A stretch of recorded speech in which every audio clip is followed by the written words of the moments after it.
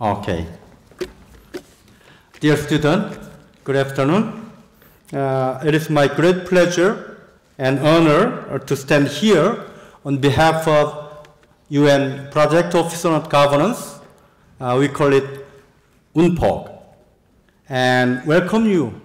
The very first UNPOG contest, let's talk about Sustainable Development Goals. Yeah, first of all, I'd like to congratulate the finalists who will share their innovative and inspirational ideas with us today. I had a chance to look through the presentation materials, and you have indeed proved that the youth is our future. Also, I'd like to express my sincere appreciation to the Ministry of the Interior and Safety and Incheon Metropolitan City government support, both physical and moral support. From respective organization, Mr. Kim Hee-kyun, Deputy Minister of the Ministry of the Interior and Safety, and Vice Mayor of Incheon Metropolitan City Government, Mr. Jo Dong-am. Why don't we give a big hand to them for the meaning of welcome. Ambassador Hong, yeah.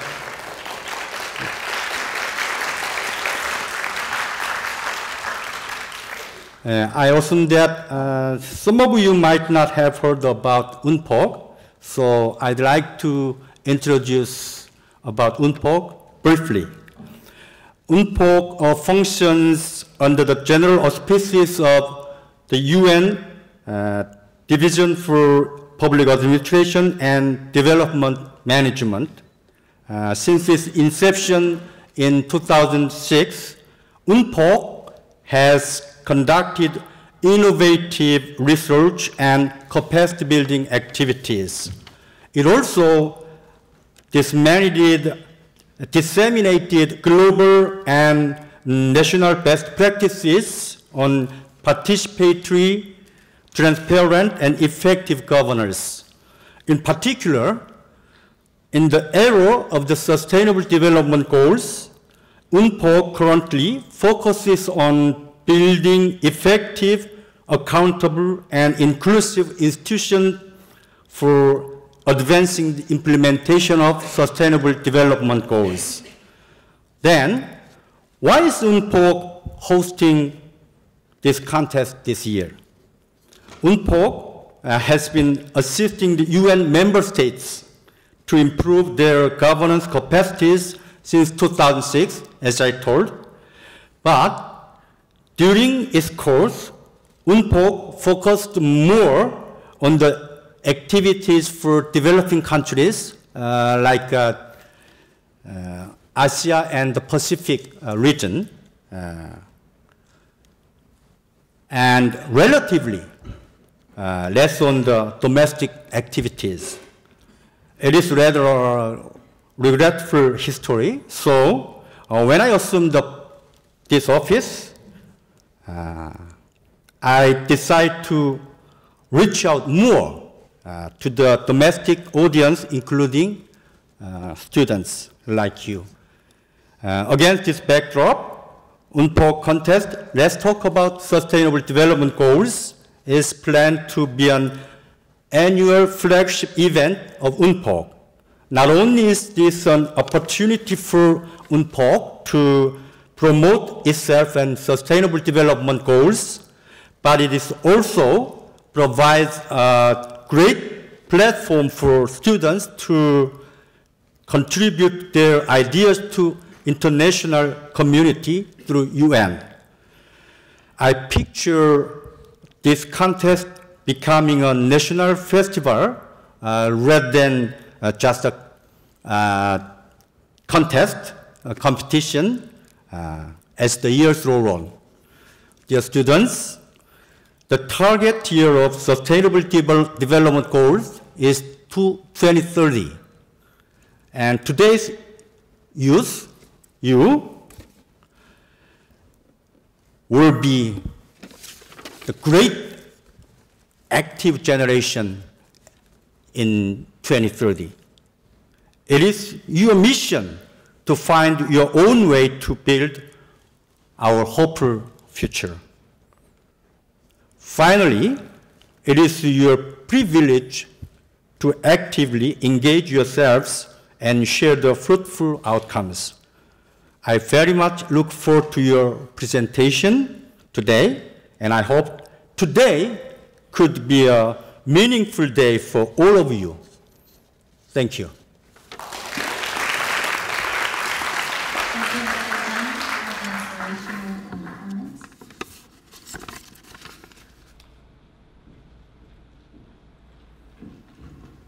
Now I would like to invite Mr. Hee-Young Kim, Deputy Minister of Planning and Coordination of the Ministry of Interior and Safety, to the podium.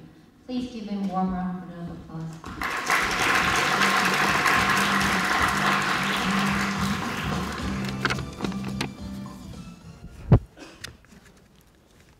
Good afternoon, everyone. As you heard, my name is Hee-Young Kim, and I serve as the Deputy Minister of the Ministry of the Interior and Safety. Let me begin by saying how happy I'm here at the first UNPOG Contest, which is being held under the title Let's Talk About Sustainable Development Goals. Congratulations to UNPOG on hosting its first SDG speech contest. I know that everyone here shares a passion for SDGs. That is exactly what this contest is for. To join together to understanding what SDGs are and how we can promote them. The international community is working hard to ensure that no one is left behind in development. The advancement of SDGs is a global issue that goes beyond any single country or organization. For this reason, it is important for students from around the world to actively participate in SDGs events. As you know, Korea is a model for developing countries. After joining the OECD in the 1990s, Korea went from being a recipient to a donor country. This contest aims to promote SDGs. It is therefore a great chance for international students to better understand the SDGs. In order to contribute to the international community through Korea's position as a leading development model, the Ministry of the Interior and Safety is working to create a government that can promote sustainable development. Our efforts will enhance the capacity of public administration for sustainable and balanced development.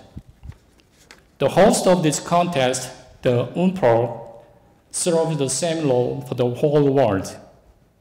I hope this speech contest also gives you another opportunity to better understand the UNPOG.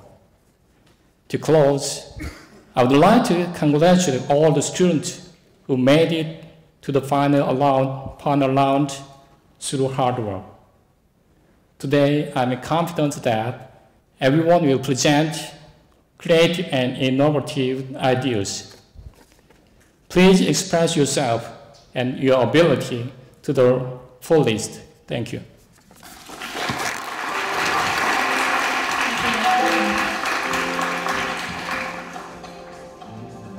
Our next speaker is Mr. Dong-Nam Cho, Vice Mayor for Political and Economic Affairs of Incheon Metropolitan City. Please welcome him to the stage.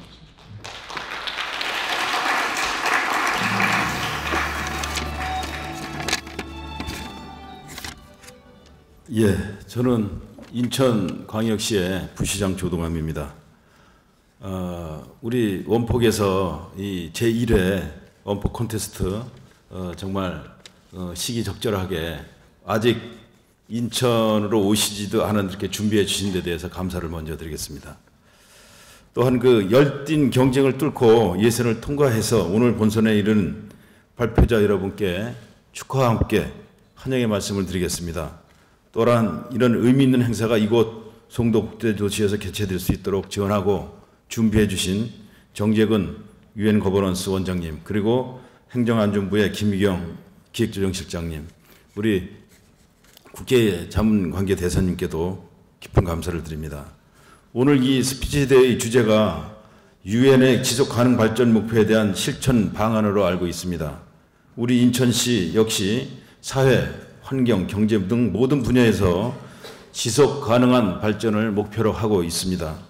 오늘 발표에서 제시될 여러분들의 참신한 의견은 UN 거버넌스 센터와 우리 시가 지속 가능한 목표를 실천하는데 많은 참고가 될 것으로 생각합니다.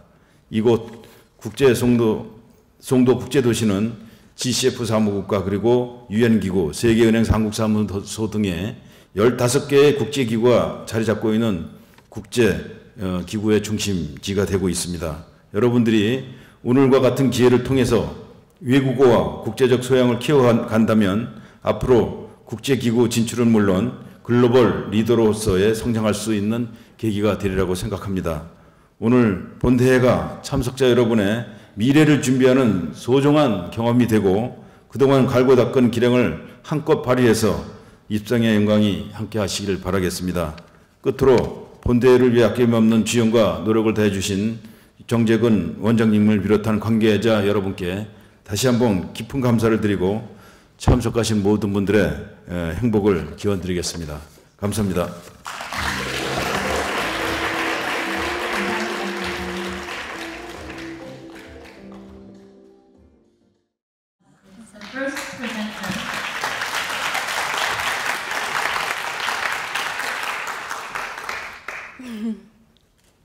Good afternoon, ladies and gentlemen. My name is Jun Haley, and I'll be presenting about why international cooperation is a priority to domestic development. Well, all nations are confronted with the problem to choose the priority between domestic and international. So today I would like to explain why should we care, like my title says, why should nations care about other countries or even the world? But to this necessity of international cooperation, the majority asks these following questions in skepticism. They may ask, like, isn't domestic profit the real priority? Or isn't international cooperation for global development, is it essential? For also like this. But however, like this phase of saying this international cooperation is often stereotyped as a useless act for each country's domestic profit, or maybe considered not so much prior to national development. But in fact, international cooperation boosts domestic profits. So I considered why is international cooperation beneficial at a national level in 3 aspects, as most of the sustainable development goals are also categorized into 3 parts. First of all, environmentally, it could solve universal environmental problems. Second, economically, it could enhance better quality of lives in both more and less economically developed countries. And third, socially, it could boost the atmosphere of helping. So from now on, I would like to explain these 3 conceptual benefits, starting from the environmental one. According to Greenpeace, it says that massive garbages made of plastic are floating around the Pacific Ocean. And in this picture, it is recognized as these yellow dots. They're called this Great Pacific Garbage Patches, and it's shocking that they can reach up to the size of Texas. Moreover, these garbage patches are very destructive. They're long-lasting pollution. They're difficult to entirely eliminate them, especially lacks universal efforts to prevent them, or maybe involves more potential after effects and problems. It also is and will be affecting and threatening the marine ecosystem. For example, ghost nets capturing sea animals, plastic mistaken as food to marine animals like whales, or maybe plastic segments choking birds and even worsening water quality. However, some might think that this problem is only limited to the area near the Pacific Ocean, but actually the whole ocean current is cycling all around the world with the garbage patches moving together. Therefore, to solve this problem, it requires universal efforts and international efforts. And solving these problems would be expected to bring sustainability of global marine environment and also an ensured marine environment at a national level. More specifically, individuals can enjoy marine areas that are refined and healthier marine products, and governments can lessen the cost of the potential afterbacks caused by these garbage patches. While in an economy, international cooperation can enhance better quality of lives in any countries, regardless of their economic status. But first of all, let's notice some fundamental differences between more economically developed countries and less economically developed countries. They have such differences like national wealth, the degree of development of their infrastructure, and some mostly advanced industry. And these differences of the capability for development, foundations, and infrastructures involve limits for LEDCs to solely grow. Moreover, if nations decline to do some international cooperation for global development, it would cause overheated competition among countries and even further gap between MEDCs and LEDCs, or maybe even individualism. However, if nations agree to cooperate for the global development, it would bring huge benefits, definitely, both to all countries. Well, for MEDCs, they could have more activated trade and commerce with natural resources and low prices. So global economic crisis will be solved and prevented, or maybe common health level will be enhanced. Much of the infectious diseases being cured, such as the supply of malaria vaccine, will help the common health level rise. Also, for LEDCs, it would provide better quality of lives to every people. It would fully activate national potential, cure domestic health problems, and even enhance national economy through export. For instance, South Africa might utilize their natural resources. They have abundant natural resources such as gold, diamonds, and more. Therefore, I would like to conclude that MEDCs and LEDCs should mutually support each other for global development for the sake of both national benefits, regardless of their countries. And lastly, international cooperation also affects the society by boosting the atmosphere of helping. A few years ago, a two-year-old girl was hit by a van in China. But it was a tragedy that more than 18 people ignored this girl dying and even left her there to be crushed by another vehicle.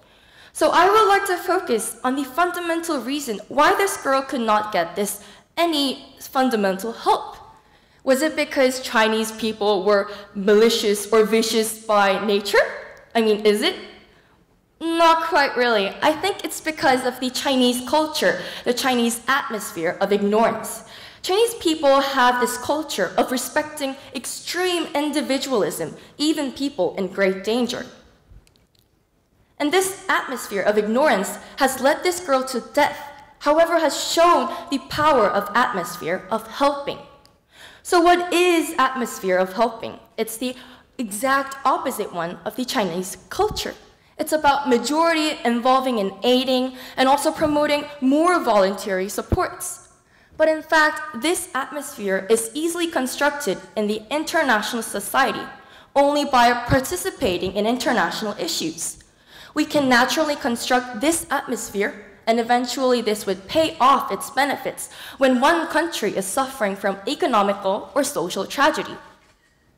This country could recover its tragedy very soon, or maybe promote more international voluntary helps. So therefore, I believe we should actively participate in not only domestic issues, but also in universal problems and even SDGs. We should always focus on to pay attention to global problems as world citizens. Thank you so much for listening.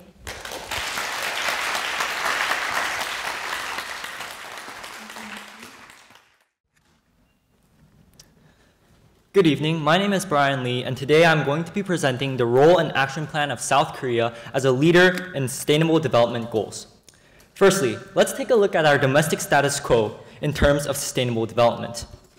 In regards to the economy, Korea faces the worst income inequality out of 22 countries in the Asia-Pacific region, with 45% of the wealth concentrated in just the top 10% of the population. In addition, GDP growth is stalling, with today's threat of nuclear war with North Korea, along with economic competition with China. And finally, unemployment rates are at an all-time high, especially among the millennial generation, as there is limited jobs for conglomerates. Secondly, in terms of equality, the conservatism and traditionally patriarchal society of South Korea has caused a growing reluctance for the embracement of gender equality in the workforce. Thirdly, in regards to demographics, the aging population and the decrease in the already low fertility rates of South Korea have caused a population that is both unproductive and unsustainable. Finally, in terms of the environment, environmental degradation and air pollution caused by continuing investment in coal production and non-renewable resources has caused events like yellow dust air contamination. Solving these problems inherently address the Sustainable Development Goals. These four major socio-economic problems are largely related to Goals 1, 3, 4, 5, 7, 8, 9, 11, 12, and 13. Solving these goals require a two-step solution. Solution 1 involves the creation of a creative economy. Through the facilitation of innovation, this solution hopes to develop technology and expand industry. Korea should first focus on research and development, especially in universities, where the development of new technologies and new scientific sectors can boost the number of jobs, especially in terms of new scientific fields such as biotechnology and robotics. In addition, Korea should promote competition by investing in entrepreneurship or venture capitalism schemes, and by subsidizing smaller businesses, it can ultimately facilitate competition against the chaebol-oriented conglomerates that dominate the Korean economy today, ultimately creating more balanced economic growth. Thirdly, green technology. Korea should focus especially on the research and development of green technology. For example, eco-friendly energy consumption, water sustainability, eco-friendly vehicles, and waste resource recovery. By incentivizing other businesses to incorporate green technology through incentive schemes such as tax deductions, we can have more economic recovery and also have the dual benefit of environmental protection. Solution 2 involves social inclusivity. Fostering social inclusivity of women and elderly in the population hopes to create decent standards of living and reduce social inequality. Firstly, the government should take an active role in reducing gender inequality. Through governmental campaigns that can change the traditional and conservative social perceptions towards women in the workforce, we hope to increase opportunities for women in the workforce through gender quotas and governmental social campaigns, which will ultimately reduce the wage gap and boost economic productivity.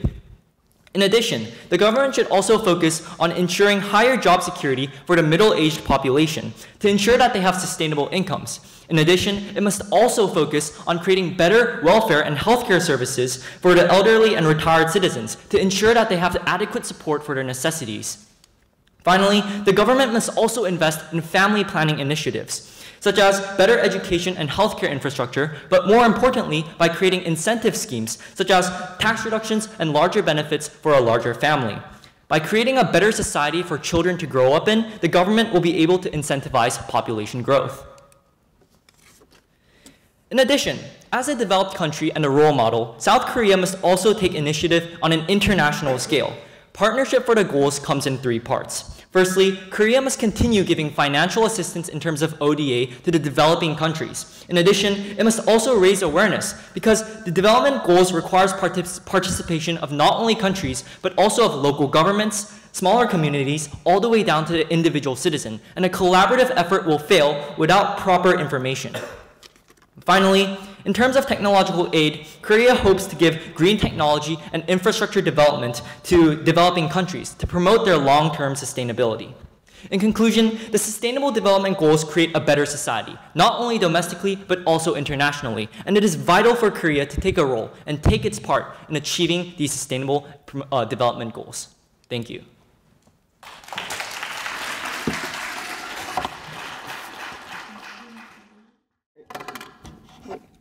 Imagine the scenario. In the middle of a hotly debated meeting, a female worker, Min, proposes an idea about a recurring issue in the company. Staring at her blankly, the executives instantly dismiss her opinion. Immediately after she has spoken, her male colleague, Jae, offers the same exact solution, but this time is met with welcoming nods for his originality. Why did the executives react differently to the same solution?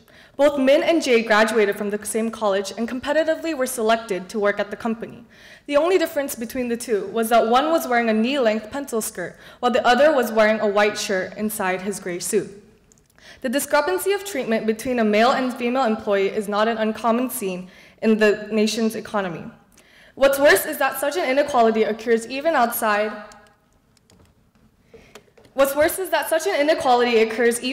the boundaries of the workplace, which is why I'm here today to discuss gender inequality and the importance of working towards abolishing the problem.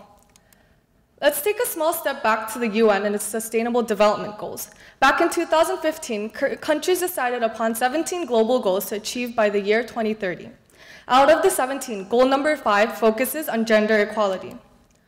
The goal is to achieve gender equality and empower all women and girls. But before delving in further, what exactly is gender equality?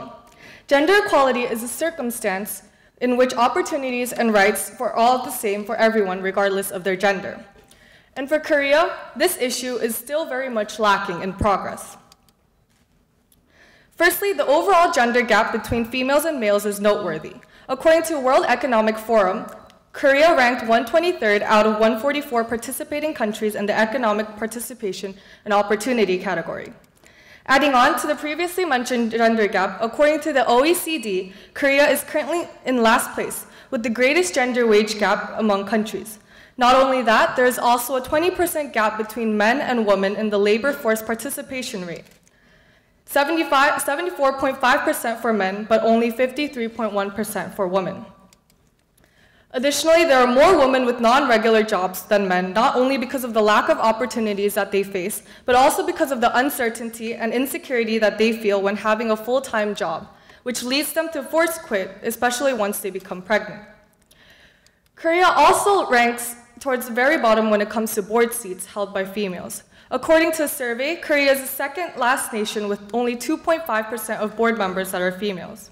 71% of 570 correspondents admitted that there is a glass ceiling, and 68.6% of female respondents claimed that they believe they were negatively affected by the ceiling. The country also faces issues with the prevalent sex industry. By creating an environment where the sex industry is not encouraged but also not prohibited, the country leaves room for citizens to game the system to fulfill their needs. Lastly, maternity leave. According to the Korea Times, almost 5,000 female workers were fired annually, despite the fact that there is a law against firing workers when on childcare leave. The list of problems could go on, but what is the good of listing all of the problems without providing any solutions? Are there any even real solutions? Yes. Fortunately, there are several steps Korea can take as a whole in order to work toward achieving SDG number 5. Number 1, implementing childcare systems. Companies must start to incorporate childcare systems, as doing so will enable women to return to work without the fear of losing their jobs, especially in small, medium-sized enterprises with greater chances of firing women than men. Secondly, the nation should not only offer specific funds, but also increase the number of scholarships for females. Taking these two steps will, 1, allow women entrepreneurs to start their own companies and thus increase the number of women in leadership roles in the country, and 2, encourage the continuation of education despite life obstacles. 3, though this may seem obvious, Korean companies should work towards paying their workers solely based on expertise and not gender. Doing so will not only decrease the gender gap, but also incentivize workers to focus on the quality, and thus maximizing the company's overall performance. The next few solutions focus on long-term development. Exposing children to gender inequality through different mediums will allow them to understand the dangers of inequality and force them to work towards abolishing it. In addition, there must be less sex appeal in the K-pop industry. Many singers are oftentimes sexualized in order to rise in popularity, but that must change. Campaigning for less sex appeal will allow female singers to focus on their abilities and less about their appearances. Last but not least, Korea must toughen its sex crime laws. According to the Korea Times, judges sentencing life imprisonment decreased by 3%. Just by looking at the statistics, it becomes evident that there is a problem with the law. If the nation wishes to abolish gender inequality, it must first toughen its laws in order to work towards eliminating violence and exploitation of women. So now the greater question is, how does Korea achieving gender equality affect the world? Unlike the MDGs launched in 2000 that focus on the idea of developed nations helping out underdeveloped nations, the Sustainable Development Goals are goals that are for each and every country. This means that Korea must take a role and tackle gender equality in the nation first. Once each country does its part in minimizing the gender gap, then will it be possible for the world to fully achieve goal number 5 of the SDGs. Each country has a great responsibility they must uphold, and Korea must do its own share by working towards gender equality. Thank you.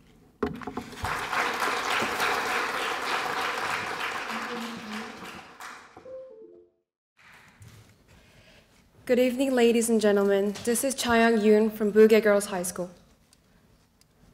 Today, I came here to talk about SDG, the key to success. Looking at this picture, can you recognize who they are? They are the Korean people who suffered from hunger during the Korean War. Korea was one of the poorest countries in the world in 1948, less than 50 years ago. But now, Korea grew into the world's top 15th economic strongholds. So today, I want to present you the role of Republic of Korea in achieving the Sustainable Development Goals and the action plan for it. So, as all of you guys may know, there are still problems in this world, such as hunger, lack of water, and basic needs for their lives. And so the United Nations have came up with SDG to solve this problem. And fortunately, Korea is now a country that could lead the other countries to develop just like how we achieved development. So our job, the role is to be the role model for the development countries to develop just like how we did. I want to ask you a question. What was the driving force for the rapid development of Korea? I asked the same to 5 adults in my school, and 4 out of 5 answered, education. And this reminds me of a quote by Nelson Mandela. Education is the most powerful weapon which you can use to change the world. So my action plan is to breed the people to establish quality education in the developing countries. And these action plans will be done in 3 steps. The first step is to raise the awareness of We Are One to the students in Korea. And this could be done by the global citizenship education. We can put this global citizenship education, GCED, in the middle school's curriculum in their free semester, which is also referred as 자유학기제 in Korean. And similar educating system called development education is done in many European countries. The UN School in Norway, and the Night of UN Festival in Netherlands, and so on. But you may wonder, what could one class, one lecture, or one activity bring changes in this Korean student's mind? And to this question, I can strongly say, we can change their minds. Not until KOICA organization came to our school for GCED had I realized the importance of unity and world connectedness. Focusing on how many benefits and opportunities I was enjoying, I wasn't able to see the people who weren't even given the chances with. And GCED provided the chance for me to see this and consider the actions I could take as a global citizen. So I am standing right here telling you the power of education. The second step is to provide education programs that provide a chance for Korean students to bring out their talent and develop technologies that are for the 90% of the world that are left behind. For example, students who are good at science, they can develop appropriate technologies such as LiveStraw or Q-Drum. Or students who are talented in art or design could create products for convenience for the developing countries, such as sandbag houses or help desks. Giving the developing countries with our technology, will make them to create their own sustainable life. Giving a man a fish will feed him for one day, but teaching him how to fish will feed him for a lifetime. The third step is to give our high school students the opportunities of education service in foreign countries. Right now, there are plenty of education service opportunities for college students or affluent rich high school students. But to provide education in the developing countries, our Korean students, the future leaders, the future educators need constant practice. So it is the Korean government's job to support them by expanding these service opportunities to the Korean students who truly have the passion for overseas volunteering. With all these three steps, we finally have the people to provide quality education in the developing countries. Quality education is already achieving one of the SDGs. But by achieving this, developments in industry and infrastructure, decent work and economic growth, affordable clean energy, water sanitization, zero hunger, good health and well-being, and gender equality would follow by eventually. Just by achieving one of the SDGs, quality education, we can come close to achieving all 17 SDG goals. There's a saying, it takes a village to raise a child. To educate millions of children in the world, that much worldwide effort is needed. And I hope Korea, the role model for the developing countries, take my plan into action and take a meaningful step forward in achieving the Sustainable Development Goals. I will end my presentation hoping to see achievements in SDG, opening up the bright future of the world in 2030. Thank you.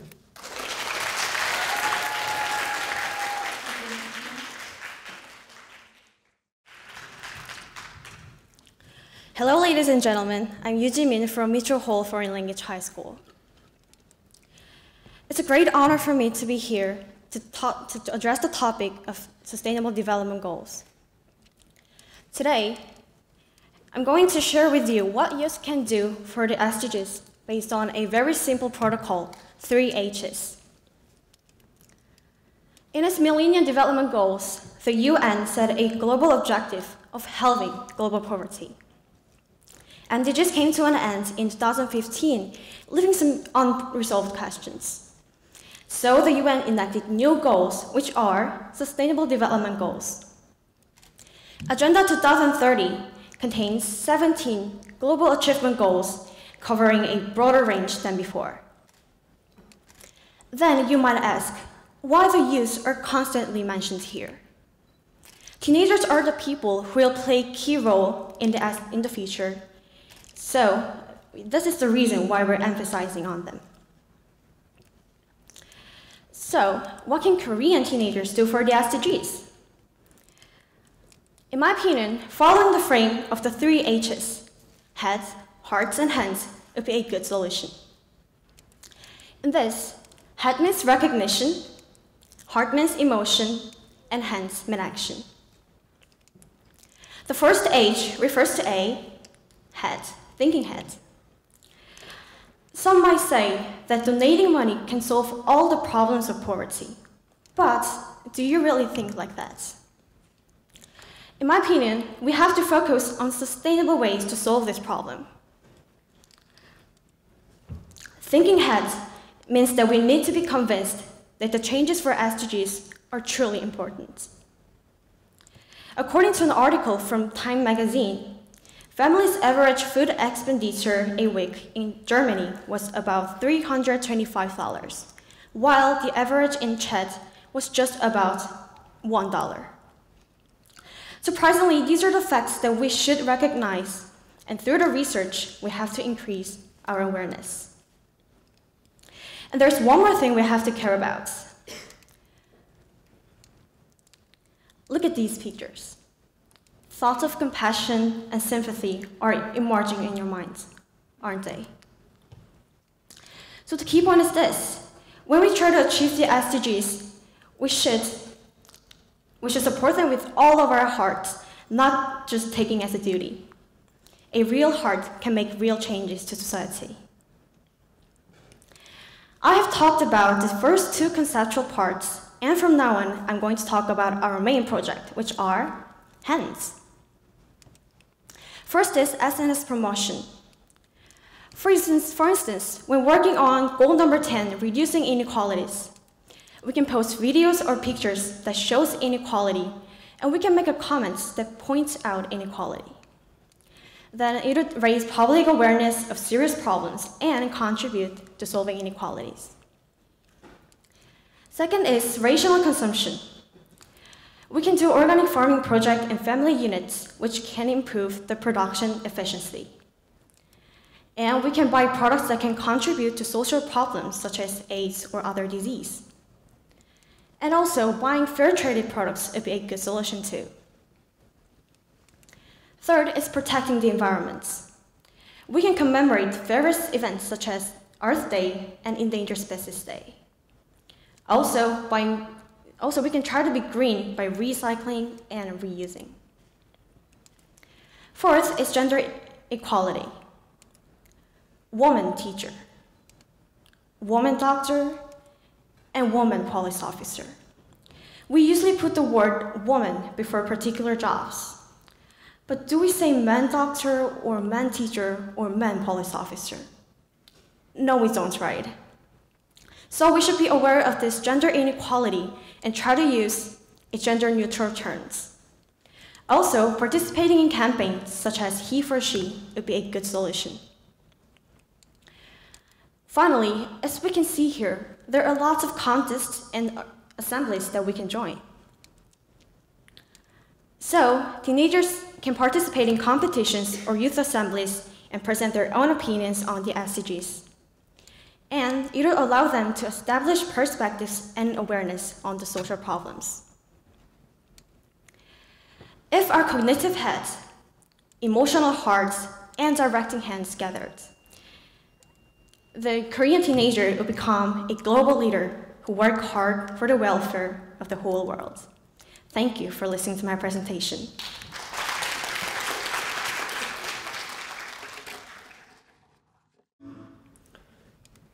What you saw just now was an interview with Syrian refugees who have been living in a refugee camp for 5 years. Well, some of you might say, nah, it's not my business. But if there were phrases like a movie tomorrow, would you be able to talk like that? Refugees, environment, and social problems are what we are facing with. The fastest and strongest way to address these problems is to ask for the government's help. But the government's effort is not enough. In this situation, a superhero comes to appear itself. It's the SDGs of the UN. However, this superhero often criticized by some people, unlike Superman. Some people argue that we don't need SDGs because goals are expensive to achieve. But SDGs brought interest in global issues and attention and can help people who are left behind.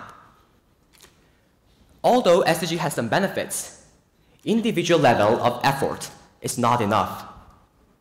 So effort at the national level is important.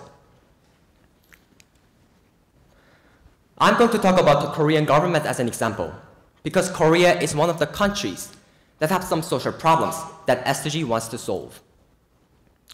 I divided the 17 SDGs into 3 parts: education, policy, and cooperation.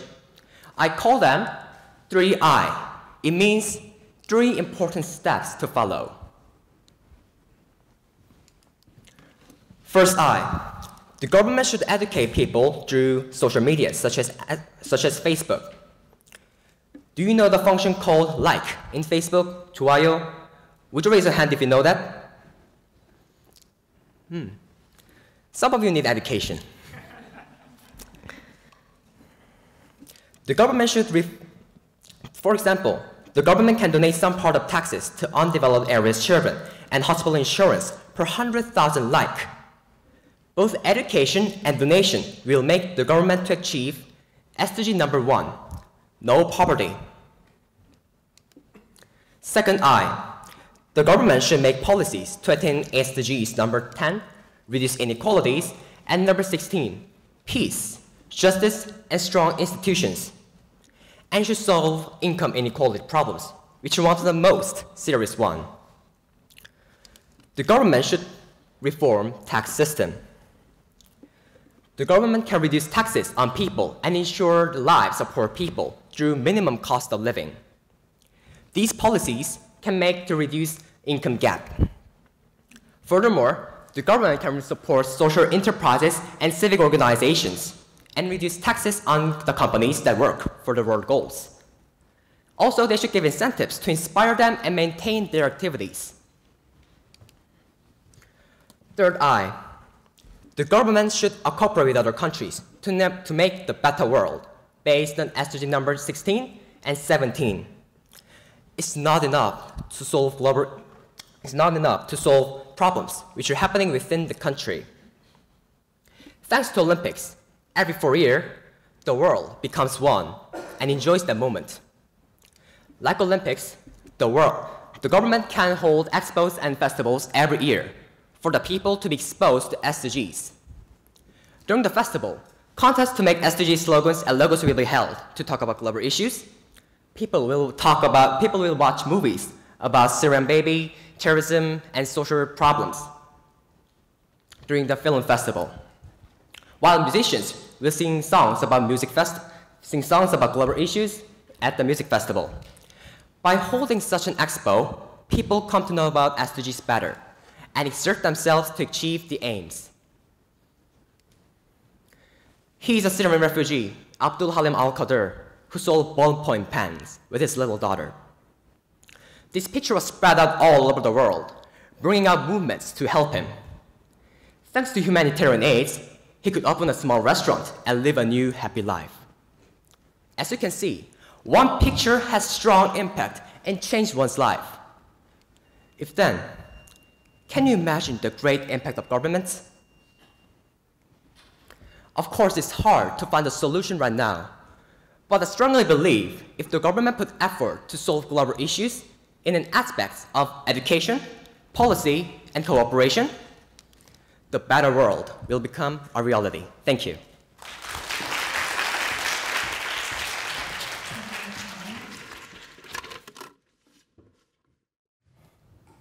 Good morning, everyone. My name is Juan Kim.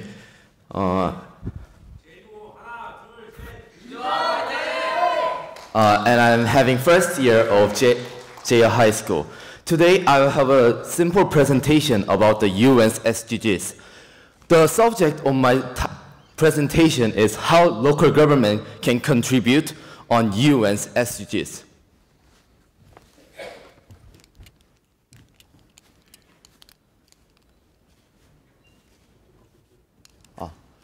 So the title of my presentation is SSV, the Smart Seniors Village.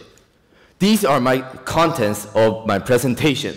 As an intro, I'll tell you the two problems in our society, and I'll tell you what can local government do. As a goals and suggestion, I'll tell you my suggestions and what did I focus on. As a last, I'll tell you my conclusion.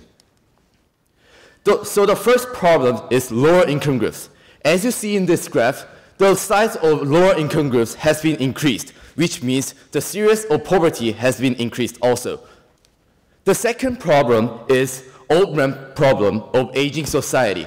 As you see in this graph also, there's so many problems that dangers old men. So, which means they're having so much trouble living in Korea. So, we need to solve this. Well, do you know what can local government do to solve this as a world level? Actually, there is nothing they can do as a world level. However, as a city level, if they work inside their city, they can solve the problem. So I'm introducing the Smart Seniors Village. A Smart Seniors Village is a village form of Silvertown. Inside here, there's every leisure activities and every medical cares are prepared for seniors. And in this suggestion, I mainly focused on 3 parts. The first part is no poverty and decent work and economic growth. Second part is quality education. The last part is good health and well-being. So for the first part, this works for lower income groups. Inside here, the government will teach lower income groups to become a specialist at nursing or landscape gardening or engineering. And then the educated lower income groups will have a jobs inside the SSB. Then they will have safe incomes. The reason why I suggest this is if they have a stable jobs, they will no longer be a lower income groups anymore, which means no poverty and decent work for them. Second suggestion, second plan is quality education. In here, the government will give the seniors lifetime learning opportunity, like languages or computers, so they can live a happier life than before. The reason why I suggest this is that many seniors had less chance to study languages. So if we give them a chance to study, and if we give them a new eye to read words, they will study on other things, which means we want to give a fair chance to study. The last part is good health and well-being. In here, the government will provide caregivers for each senior. The name of the plan is one-to-one care service. The caregivers are people who have participated in job training program for lower income groups. And the caregivers will help the seniors outdoor activities inside the village, and also they will protect the seniors from the danger when they go outside the village. So they will have a chance to live happier life and a well-being life. The reason why I suggest this is to live well, we need to be safe. And this works especially for seniors. And I'm suggesting this because of this reason. For the conclusion, I want to ask you one question. Do you know what is the motto of the SDGs? It is a development that leaves no one behind. This village, the Smart Senior Village, will leave no one behind. And we will catch two rabbits at once, the seniors and poor. So I suggest this plan, and I hope this works, and I hope our society become better than before. Thank you for listening.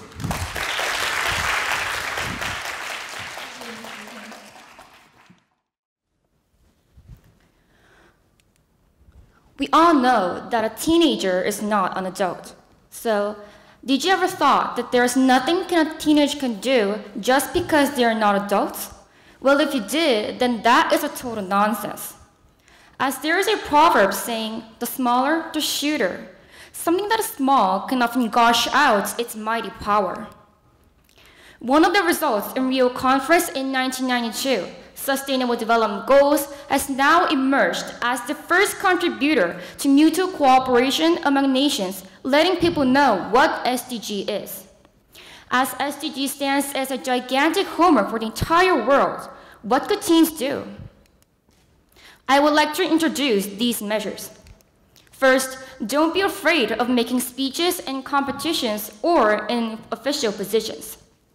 Have you ever heard about a brave girl named Syrian Suzuki? Well, I've never heard of her before until I figured out that she is indeed a true living model of a teen.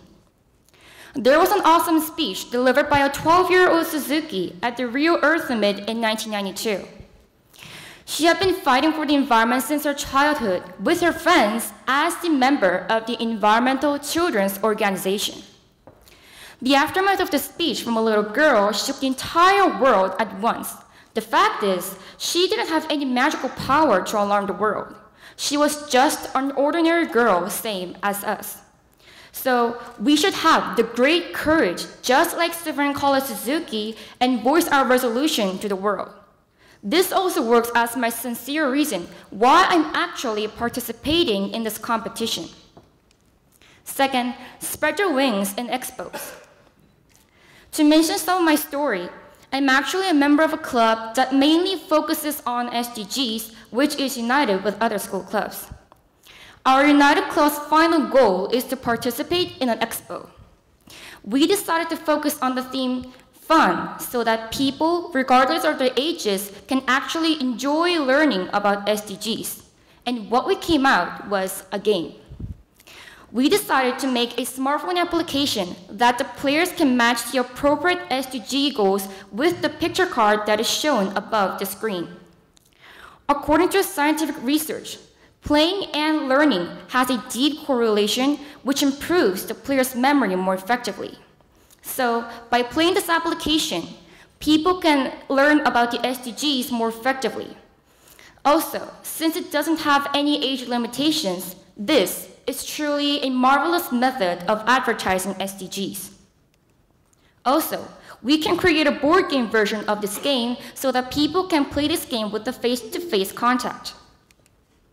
Finally, participate in exhibitions. Gathering in a group is a much easier way to work on a project. And to participate in exhibitions as a group, this is truly a marvelous method of putting all of our efforts. There are numerous actions we can take. For example, make a handbook or a poster in order to make people fully understand what SDG is. It will have to include the detailed information, like how the term SDG has made or the current actions toward SDGs. Also, not just wrapping up with a poster. But we can make money by selling a handmade product so that it can contribute in a donation. The products can be such as badges with SDG icons, or a calendar or a scheduler that includes the dates and anniversaries related with SDG goals. It can be such as like World Water Day in Goal 6 and World Gender Equality Day in Goal 5. Also, we can design the cover or the context with the SDG goals so that it will keep on reminding people about SDGs. SDG is no longer an adult's work. It is our work to change. Remember, teenagers are the crucial member of leading the future generation. They are the true diamonds in the rough. Thank you.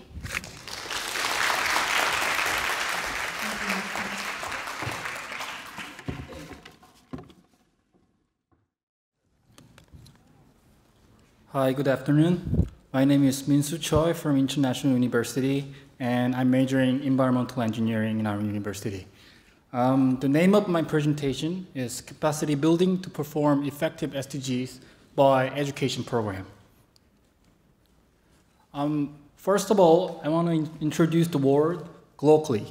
Is there anyone who knows about the word globally?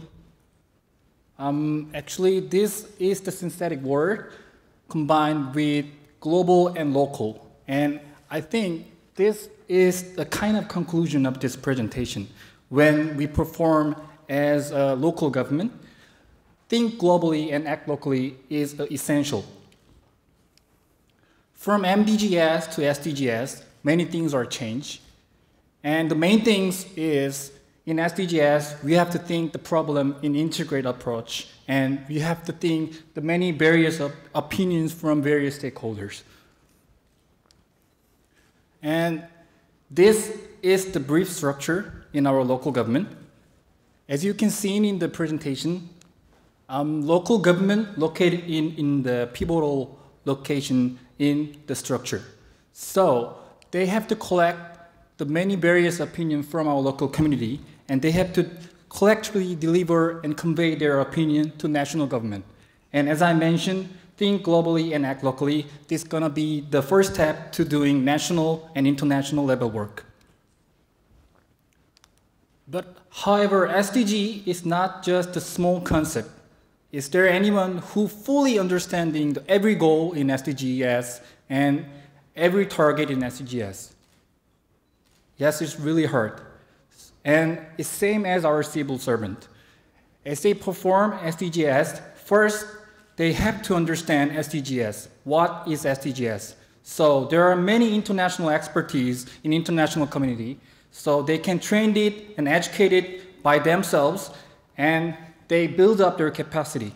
And after that capacity building, they can give us their own education platform to their local community. For instance, it could be the Facebook, as the high school student mentioned, and also it can be the online course to giving the certificate. And that is very important in our local community, in my opinion, because by performing the SDGs, it could be the interconnected network between various stakeholders. This is just an example of the structure. As I mentioned, the civil servant or the workers who work in the company can train it or educate it by the international expertise. And they fully understand what is SDGs. And this is the one example that I wanted to show you guys. And the reason I put this youth in this field is, as the president of the UNPOG said, youth is our future. And I wanted to explain this with my personal experience in last summer. Last summer, I was participated in APYPW in Ulsan City, and it's kind of an international conference for water problem. And there are more than 50 students in the 25 countries, and we discussed and we made a paper how we solve the water problem in international level and global level and local level. So by doing this work, we can fully understand what we can do to perform the SDGs very correctly as a youth. So these things are same as our civil servant or workers or youth. Civil servant can provide the education program to youth and workers in company. Because I'm majoring in environmental engineering, and I'm understanding the SDG as environmental engineering point of view. And as you all know, various stakeholders have all their opinion, and every different point of view are collected to local government collectively. So finally, last but not least, I wanted to say, someone said that SDGs is not an ambitious goal, it's just an unrealistic goal.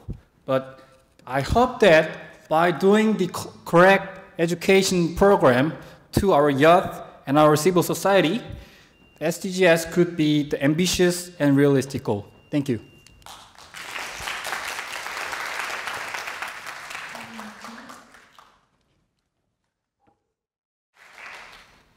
Good afternoon, everyone. I think most of you here are students, either high school students or college students. Of course, I am. And you probably experienced volunteer work, whether it's your own will or because of college entrance. And did you know that your volunteer activities are key to implementing sustainable development goals? If we, the students, share all our time, talent, and energy, SDGs will no longer be a dream, but a reality. Do you think volunteer activity is too simple way? Is too simple way to solve this world's problem? No, it's not. Volunteer activity is like a butterfly effect, so the beginning is small, but the result can be large. Volunteer activities enables people to participate their own development, leading to a sustainable development for people by people. And the need for youth volunteer was emphasized in the announcement by the former UN Secretary General Ban Ki-moon's 5-year action agenda. However, look at the statistics. What happened? According to statistics, Korean participation rates in volunteer work are very low. So what is the problem? When I think about it as a student, I think it's the problem of motivation. It's really hard to find volunteer activities in students' interesting field, and whenever that happens, I want to give up. And I saw many colleagues in this case. So it's a problem of motivation. We need motivation to do the work, right? To solve this problem, I proposed this model. Voluntalent. Voluntalent is a combination of a word, volunteer, and talent. Even if volunteering is worthwhile, it's very difficult to do volunteer work if you don't feel interested in, right? The greatest characteristic of volunteer work is free will. Through this voluntalent model, we can induce voluntary participation of students. So to do this, connection with the students and institutions is needed, and the best institution for us as students is the university. The cooperation with university and the local government can increase the effectiveness of SDGs. So here's a good example. In the United States, students from Brown University's Environmental Studies Department collaborated with the management of the environment, and they identified measures for environmental improvement. And through this activity, students were able to use their talents, and they were able to achieve rewarding, fulfilling careers for their future. So how do we implement voluntary model? Having an online platform is the center for implementation of this because we can have access anytime, anywhere through online. So let's get started. Number one, non-profit organizations, including college students, register their details. And number two, voluntary department reviews and approves the registration. And then organizations complete an online form. And number four, volunteers find opportunities of their interest and apply. And number five, organizations select the volunteers. And finally, number six, volunteers and organizations collaborate. And lastly, number seven, organizations issue the electronic certificate to their volunteers because it is very important to feel accomplishment and continue to volunteer work, right? So isn't it simple and efficient? Society has a gap in which it needs help, and the solution is volunteer work to fill this gap. And there is no doubt that voluntary model will play an invaluable role in advancing the SDGs, and their agenda leave no one behind. Do you know, when you think about an egg, when an egg hatches, a chick and a hen must peck at each other from both sides, the inside of the egg and the outside of the egg. The same goes for implementation of SDGs. It requires cooperation from everyone, the universities, the communities, and us, the students. There is no such thing as powerless youth. We, the youth, are beautiful and powerful because we have potential. We have our own light. We have our own color of light. Red light, blue light, green light, orange light, or even black light, it doesn't matter. We have our own talent, we have our own light. So, youth, let's shine and arise for SDGs, and let's shine your light for the better world. Thank you.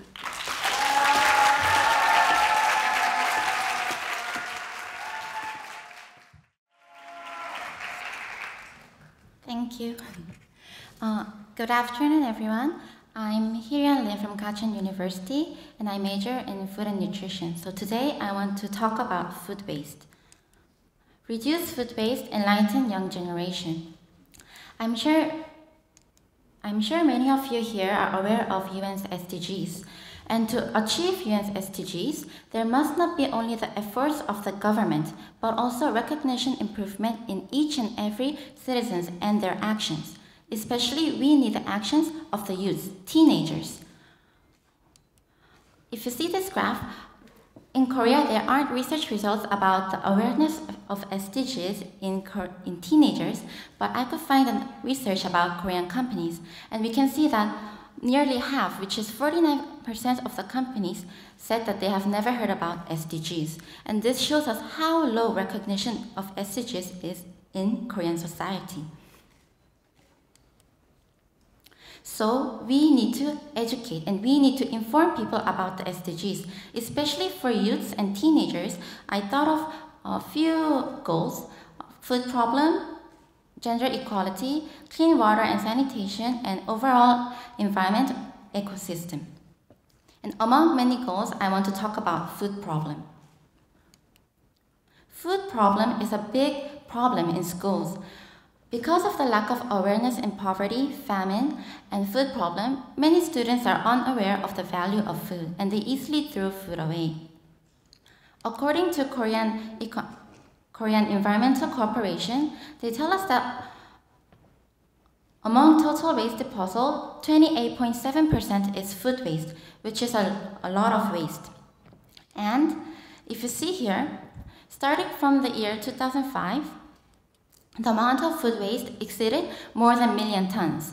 And in the year 2015, it hit the highest record, which is more than 1,004,000 tons. And this is the most recent record. And when we divide the amount of food with the total population, we can see how much food a person wastes per day. And we can see that the numbers are increasing. And in the year 2015, per person, they waste 0.28 kilograms. And when we compare this number with other countries, for example, France and Sweden, a person doesn't waste more than 0.2 kilograms. But in Korea, it's 0.28, which is a lot of food waste.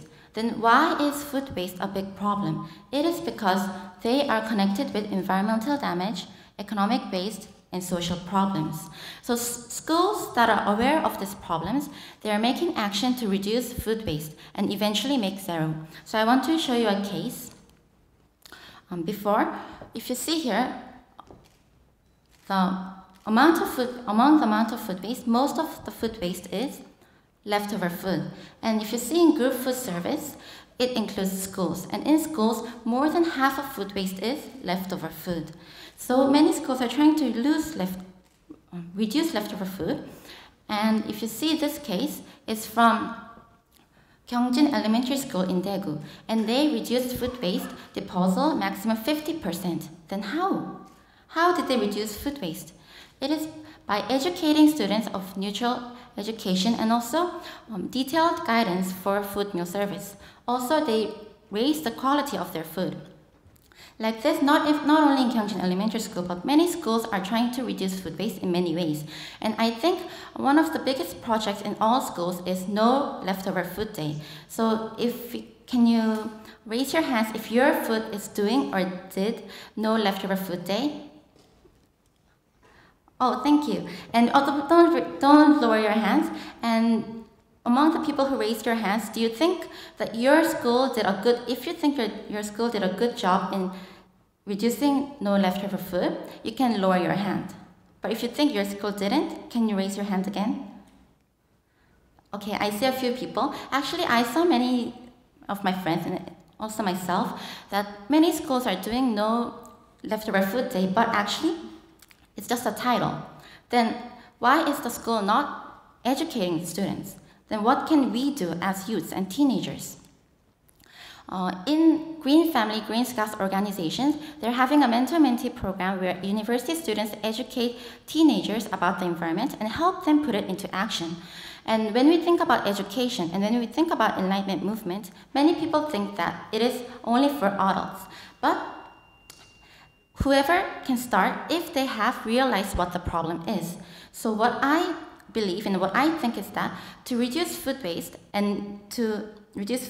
there must not be only education and enlightenment in adults, but teenagers and youth themselves have to enlighten their friends, because teenagers are easily influenced by their friends. So when teenagers influence their friends in this environmental movement, then I think this one step can make a big movement in their society, in school, and to the international society. Thank you.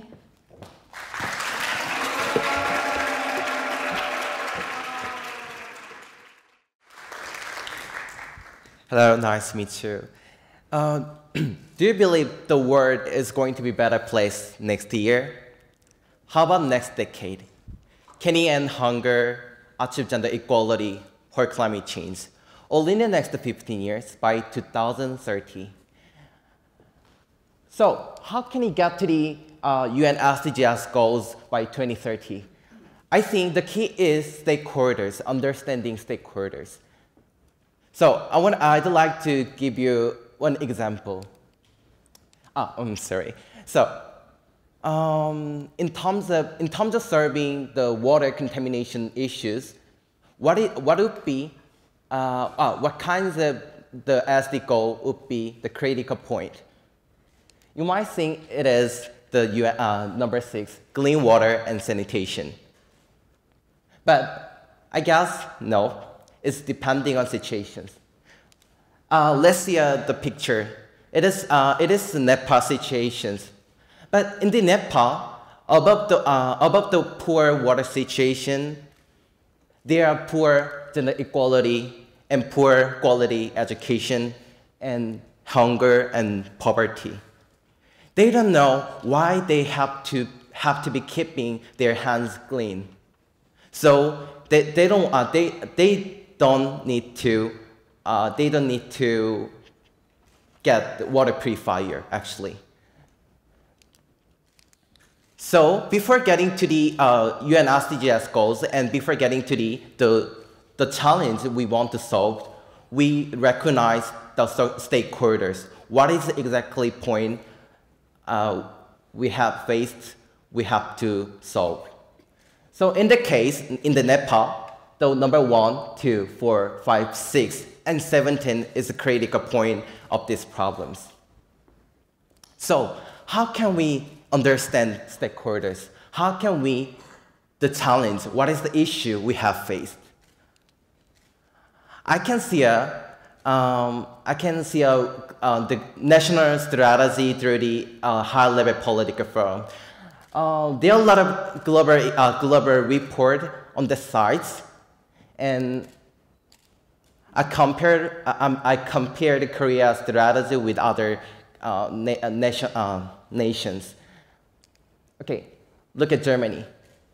The Department of SDGs implementation report for Germany is State Secretary Committee for Sustainable Development. How about Finland? The Prime Minister Office is implementation of the SDGs goals. How about Korea? The Ministry of Foreign Affairs is take up the UN SDGs implementation. But I think, I'm so sorry, but I think it's very ridiculous. SDGs goals is targeting for all of us. So we need an integrated community, integrated evaluating organization. We need integrated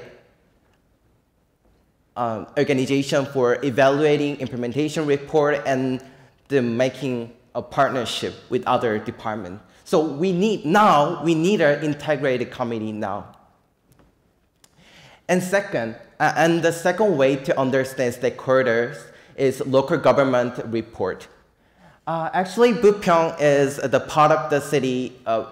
Is a part of the Incheon Metropolitan City.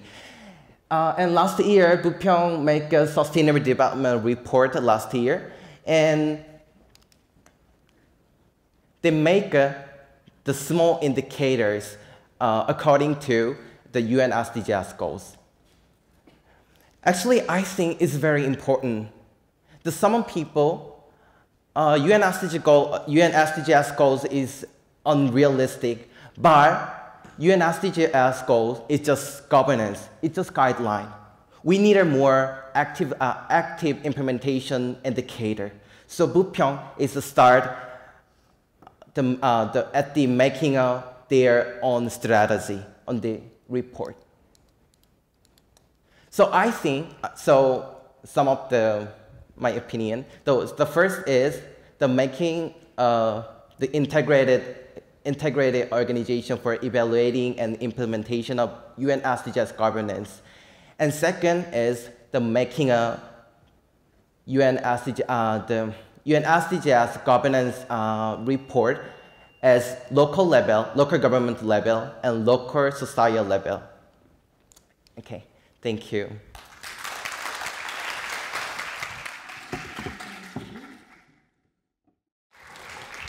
Well, hello, my name is Yeojin Song, and this is the topic of my presentation. Well, once I participated in the campaign for people in India, Odisha, who were forced to leave their land. And on the process to make them leave, there were many human rights violations there. And the purpose of this campaign was to make Korean people aware about what was going on actually, in Odisha. It went well. It went very well until I met one guy. I remember that he was wearing a suit, and he was in his 40s or 50s. And somehow, he was very uncomfortable with me or with this campaign. So he yelled at me, insisting that Korean issues are much more important. At that time, I didn't know how to react or how to persuade that participate in global society and work for the global society is also important. So I stayed speechlessly. And after a few seconds, I was standing there watching him walking away very fast. Though it happened a few years ago, I still remember what happened to me. And whenever I think of it, I can stop asking myself, what should I have said to him to change his mind? After a few years of thinking, I would like to introduce you some of my answers. First, reputation. A country who contributes a lot in global society can get a good reputation. And countries with good reputations can get a high credibility. And in the world of global business, high credibility means that you can earn more from the same deal because fluctuation is never welcomed guest, while credibility is. Same things happen with international negotiations too.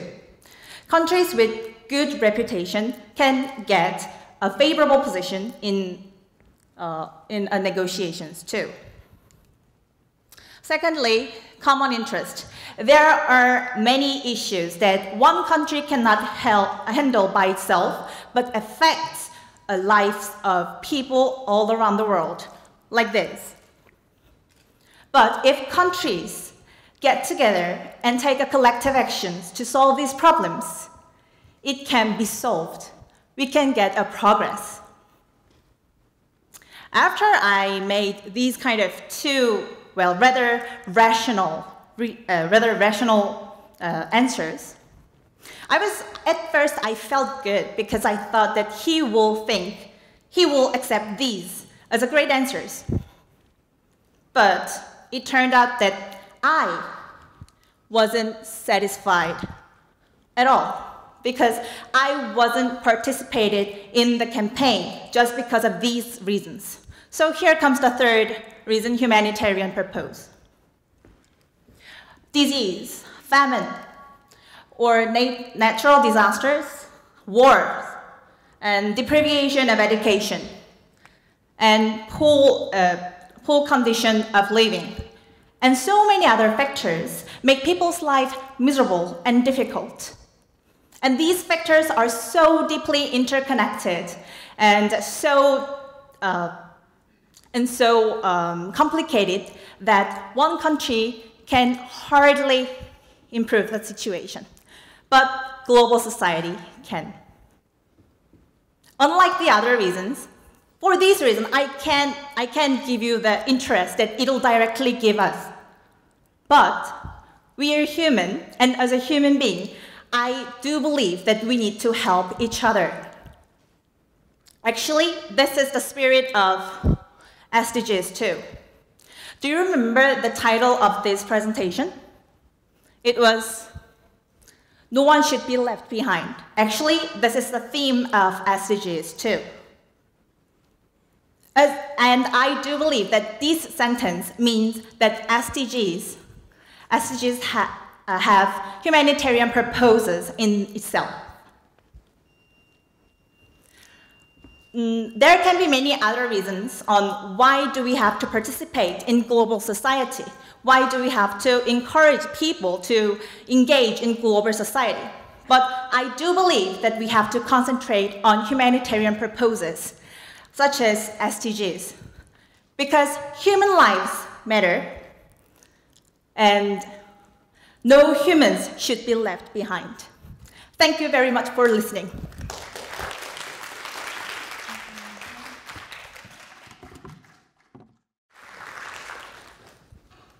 Hi, I'm Jung Yoon-byun from Busan National University. It was such a long journey to get here from Busan, so please enjoy my presentation. I want to begin with a simple question. How many of you like history? How many of you like talking with elderly people? You might ask me back, what are the relations between the two? I'd reply, you know what? The old or the living history. My grandma was the one who went through the catastrophic Korean War at the age of 17. While you and I, the 2017 students, go to school, have 3 meals a day, and spend great time with families and friends, 17-year-old my grandma in the 1950s had to suffer from unending hunger, lose her family, and so on and so on. It was a vicious cycle of tragedies. The similar heartbreaking stories still happen in many parts of the world. Their story in Syria taking boat across the Mediterranean Sea at risk of death is not a history, not the past, it is now.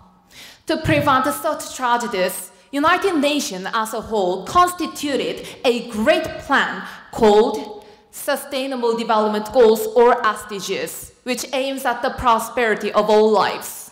The problem is, we are not interested in that goal. We are indifferent to the sufferings of elsewhere. But I firmly believe, as other speakers said, my generation's and your generation's support and participation is critical to get this SDGs done. So South Korean government is also acutely aware of this. Yet, just 13% of South Koreans wish to work abroad. It's time to think about how to earn the hearts of young people to work and live for the benefit of all mankind. The best way to achieve this is helping them fill the world by global volunteering program. Indeed, South Korea has flourished this global volunteering program through the Korea International Cooperation Agency, KOICA. Yet, the number of global volunteers has increased about 250% under the engagement government of President Roh administration.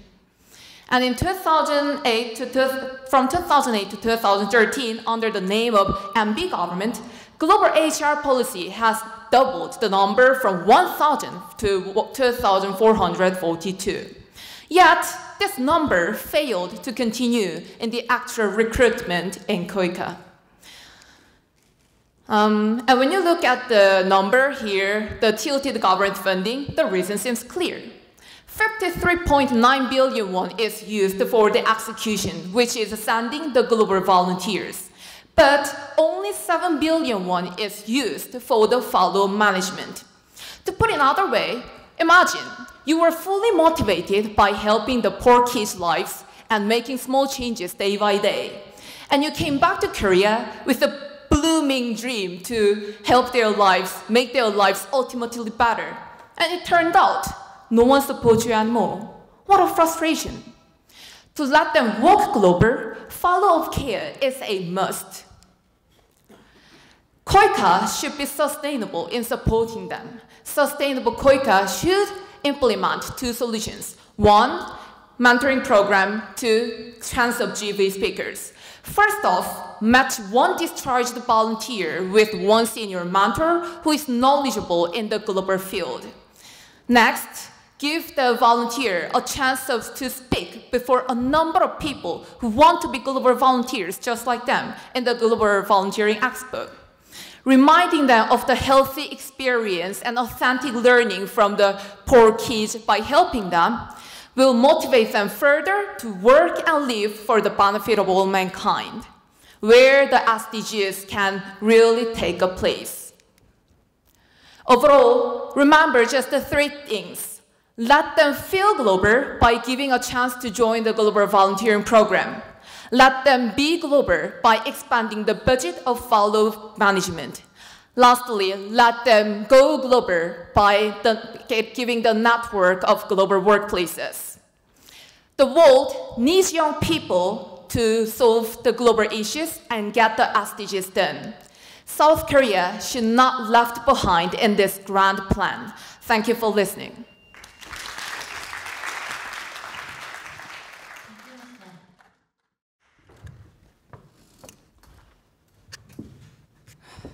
Good afternoon, everyone. My name is Yoon Park, and I am an undergraduate from Yonsei University. My topic today is 3 views on why we should never stop to make a more sustainable and resilient world. Excuse me. Well, here are my 3 perspectives in terms of why. View number 1. Responsibility as a member of the international society. MDGs, Millennium Development Goals, definitely made remarkable achievements over past 15 years. However, it mainly focused on less developed and least developed countries. Now we are under the era of SDGs, and they are quite different from the MDGs. Sustainable Development Goals were not a task. They are not a task given by the United Nations. They were being formed, they were being revised for numerous times under the participation of almost all member states of the United Nations. And what is more, Sustainable Development Goals are an agreement we have reached for the sake of making our world more sustainable and resilient. That's why we should have the responsibility on implementing all these 17 goals within and among countries. Well, that was my first perspective, and here's the reason why I named my second one as long-term diplomatic agenda. Actively engaging in international issues improves national reputation, and this is very crucial in regards to long-term diplomatic agenda and strategy. I would like to take Japan as an example. Well, as you can see on the screen, Japan has tried so hard on taking initiatives on international issues since 1990s, and they have made their national image very successfully. And thanks to this and a large number of ODA, Japanese companies were able to gain tons of projects in Southeast Asian countries and African countries. What is more, it enhanced Japan's diplomatic influence on the international stage. Well, this is the long-term diplomatic agenda I am talking about. Such soft power hardly comes from unconditional aid, which resulted in mostly in aid fatigue among donor countries. Last but not least, I would like to talk about unique characteristic of the Republic of Korea. After Korean War, Korea was such a fragile, vulnerable country without anything. However, 60 years later, Republic of Korea joined OECD DAC, Development Assistance Committee. This is the only case across the globe. Well, let's look at some graphs and data from the World Bank. As you can see over here, in the year of 1961, Republic of Korea's GDP was around 2.4 billion US dollars. And 55 years later, it increased by 588 times. The next graph shows GDP growth of 8 countries, including Republic of Korea. And they have something in common. Over here, in the year of 1960, they had almost the same amount of GDP. However, none of the rest 7 reached half or even 1/3 of the GDP of Republic of Korea reached in the year of 2016. While Republic of Korea reached number 11 in terms of economic volume all over the world, our classmates were not able to graduate from low-income country clubs. Well, I strongly believe we faced similar difficulties and challenges. And Korea, Republic of Korea, knows know-how and has experience on tackling problems down, on turning international aids into growth engine successfully. That's why Korea's role is getting more and more important in terms of international cooperation, development cooperation. Now we are living on an unequal, unstable, unsustainable world. And under the era of SDGs, it is very important for us to make actions in a serious and rigorous manner to make a world more sustainable and more resilient. We cannot leave our actions for tomorrow, since what is going to happen tomorrow will be determined today. I thank you all for your attention.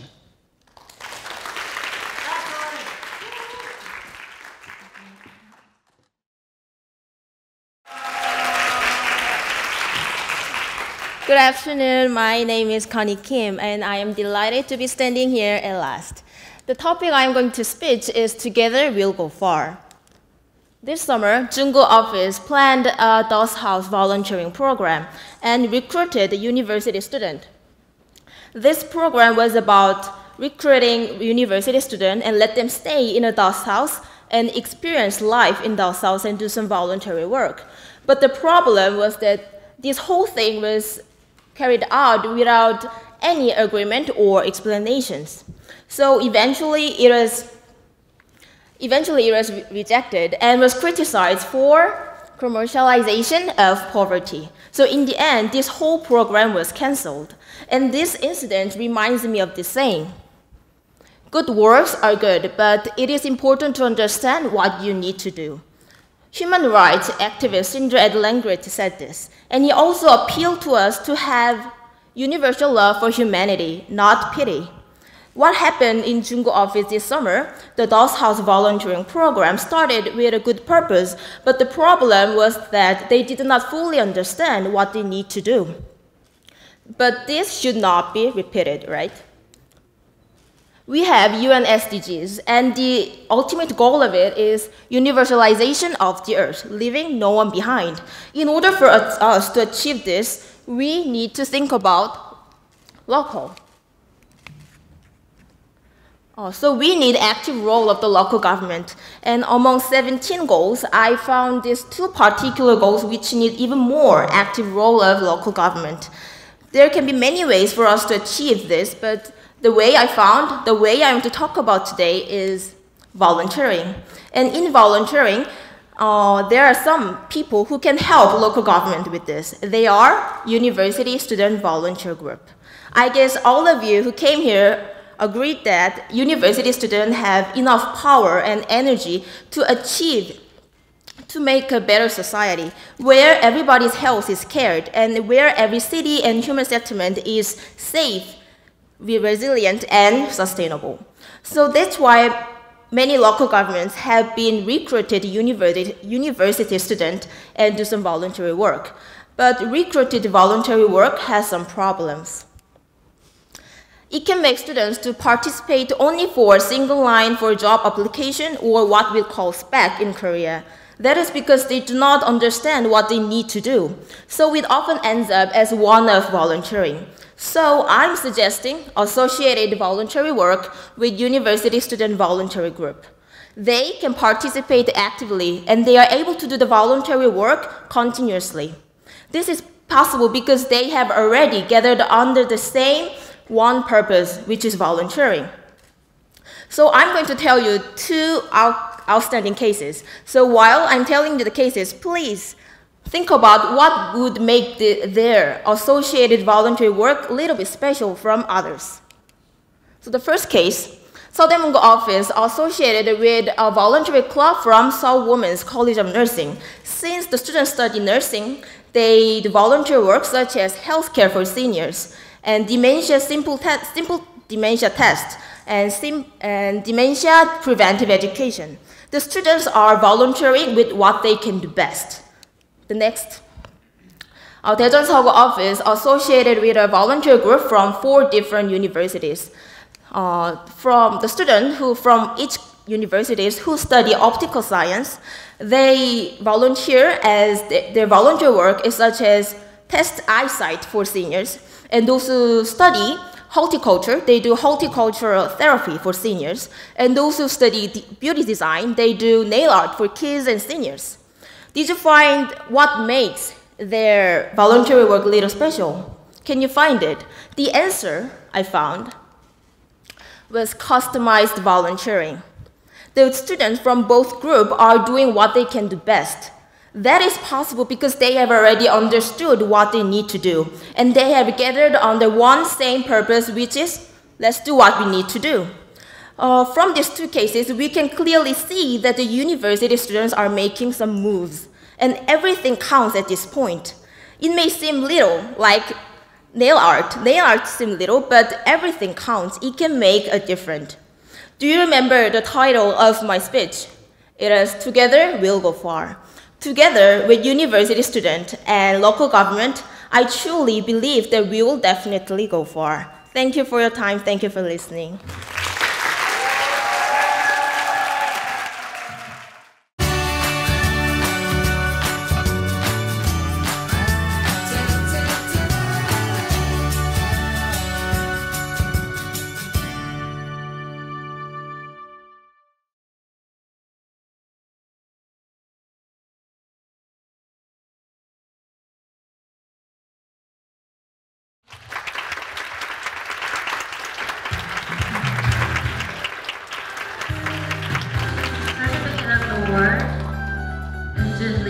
The second prize of 2017 UNPOG Contest, Let's Talk About SDGs, is presented to Mr. Incheon Lee.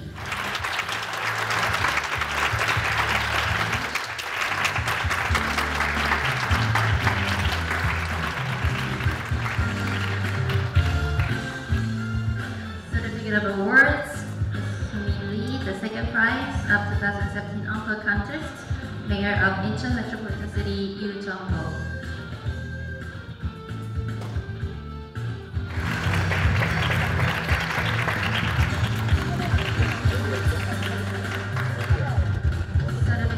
Awards, first prize, Ms. Chung Yan-Kim, the first prize of 2017 UNPOG Contest, Mayor of Incheon Metropolitan City, Jingo. A lot of what's on our first today.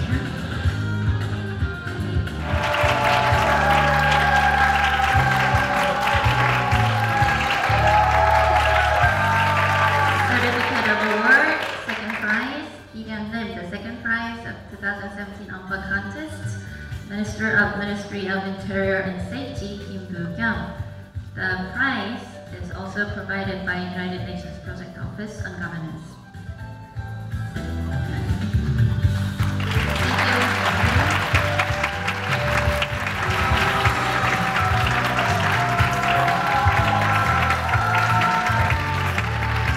Certificate Award, second prize, Connie Kim, the second prize of 2017 UNPOG Contest, Ministry of Interior and Safety, Kim Boo-kyung. The prize is provided by the United Nations Project Office on Governance.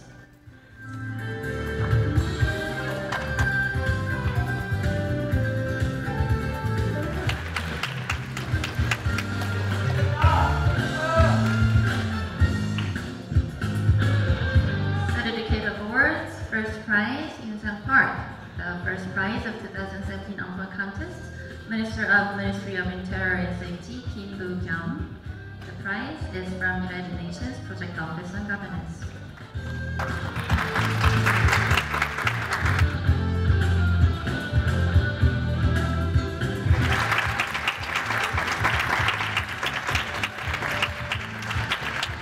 Certificate Award, grand prize.